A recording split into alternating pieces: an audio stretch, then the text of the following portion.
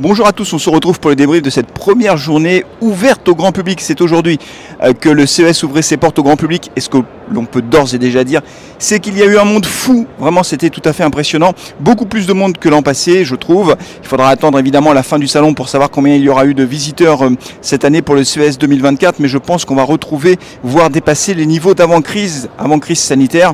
Et donc, ça s'est bousculé dans les allées. Alors, toujours est-il que moi, j'ai passé toute ma journée au Las Vegas Convention Center. Et c'est parce qu'il y a plusieurs sites évidemment pour le CES. Ici au LVCC, il y a différents halls. Il y a le hall qui est dédié à la mobilité, il y a le hall qui est dédié à l'électronique grand public, il y a aussi une partie qui est dédiée au gaming, etc. Et donc il y a beaucoup de choses à voir. Et donc j'ai passé ma journée ici. Ce que je retiens du côté de la mobilité, il y a vraiment deux éléments qui se détachent et qui sont très clairs. Et c'est vrai chez tout le monde, tous ceux qui touchent de près ou de loin à la mobilité. Le premier élément, c'est l'intelligence artificielle.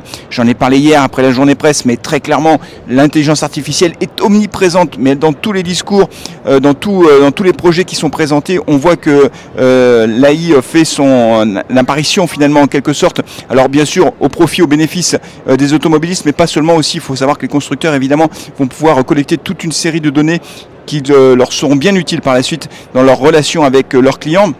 Donc l'intelligence artificielle partout. Alors ça met en lien différentes entreprises. Ce qui est très frappant, c'est de voir que les constructeurs font des alliances tout à fait considérables avec des géants de l'électronique, préfèrent s'allier plutôt que de partir tout seul. Voilà, on a eu ce matin par exemple la conférence de presse de Honda qui a présenté deux prototypes, en quelque sorte, deux concept cars, dont un qui sortira en 2025. Et ils s'associent avec LG. Il y a des alliances qui sont multiples. Alors LG pour le côté batterie électrique, bien entendu.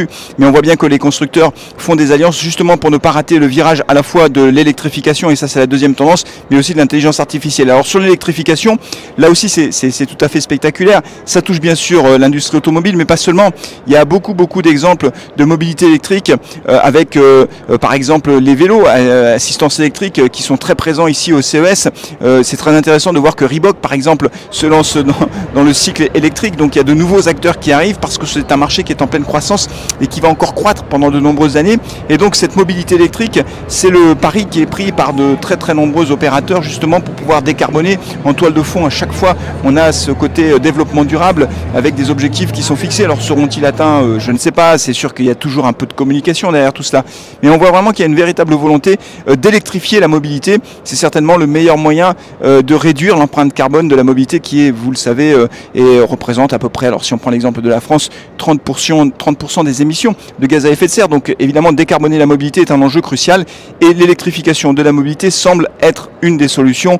En tout état de cause, on voit de multiples initiatives qui sont prises de ce point de vue-là, du côté de la mobilité. Après, il y a eu d'autres éléments, bien sûr, qui sont rentrés en ligne de compte. Quand on parle de mobilité électrique, quand on parle de voiture électrique, on parle de recharge.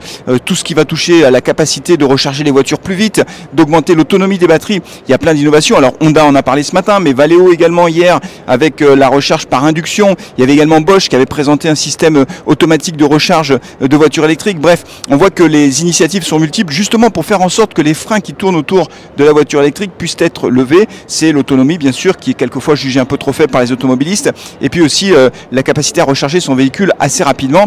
Tout le monde s'y met. Il y a beaucoup d'investissements qui sont mis sur la table par les différents opérateurs, que ce soit les constructeurs, les équipementiers, et donc on peut penser qu'au cours des prochaines années les progrès seront spectaculaires.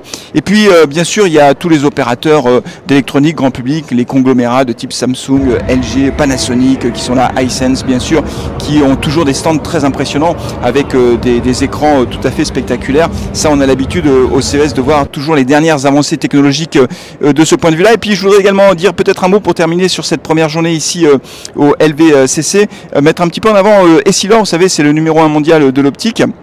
Essilor qui est présent pour la première fois ici au CES avec une paire de lunettes, évidemment c'est leur métier, mais pas n'importe quelle paire de lunettes, qui est également une aide auditive, une paire de lunettes connectée avec une caméra et qui permet aussi d'améliorer l'audition des personnes qui entendent mal. Et donc on fait d'une pierre deux coups avec ces lunettes. D'une part on voit mieux, évidemment c'est l'objectif, mais également on entend mieux, et c'est la première fois qu'ils sont présents. C'est un géant de l'industrie de l'optique, c'est le numéro 1 avec 22 milliards d'euros de chiffre d'affaires, et donc ils sont présents au CES.